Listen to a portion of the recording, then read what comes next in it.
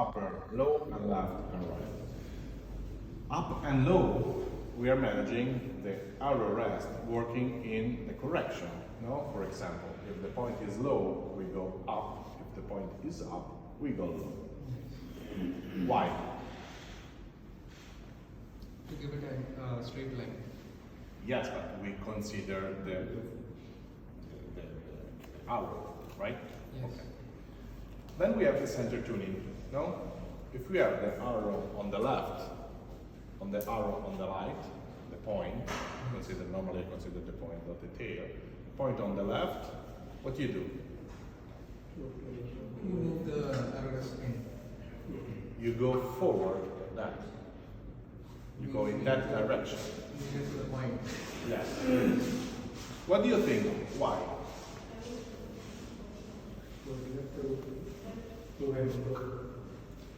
There is something that you have to remind, that the knock point movement from the side of the bow is related of the building the bow. So you can't really move the knock point. You have to remove the arrow in order to have the start point for the arrow good for this pushing.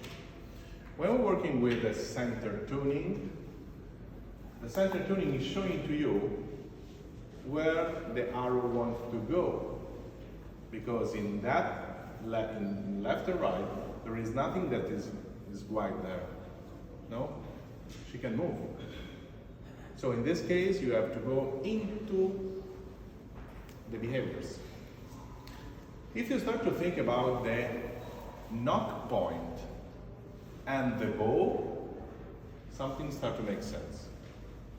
Because in this case, both are in the opposite way of what we will check on the paper test.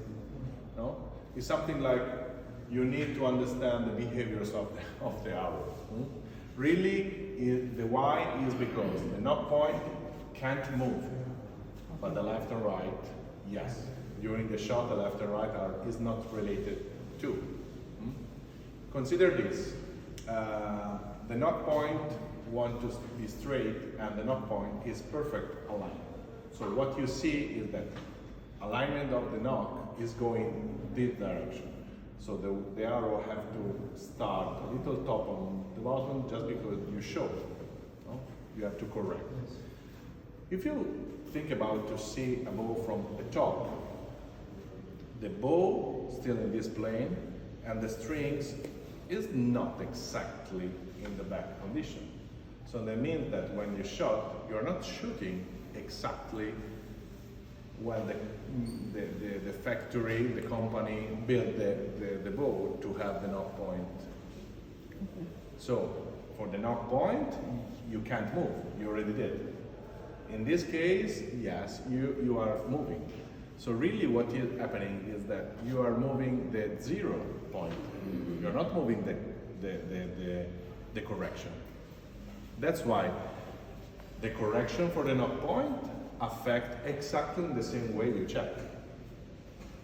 The other one is putting a new 0. So putting a new 0 means that you have to go in the opposite way, because you have to arrange the 0 position. This makes sense in that case, no? However, the main problem for the tuning is that for the knock point, we can arrange easily a tuning and check there is some movements. And sometimes there is not, because with a blade, with a drop away rest, is easy to find at 0, all 3 vanes, no problem. With the blades, you have to find a good balance between the movement of the blades and the spine of the arrow. 90% of the shooters can live with a very high score without no problem, without 1 centimeter down points.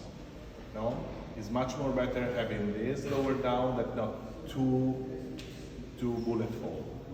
Because the bullet hole, maybe you have some contact on the vein sometimes, and you can have 1 arrow very bad. 1 centimeter of bottom arrow point down, it becomes 0 in 5-10 meters of shot. Yes. Something that you have to understand, and this afternoon you will check, that the tuning will have to paper test in 3 positions. 0 meter, 0 means just the space of the stabilization, 5 meters back, and 5 meters back again.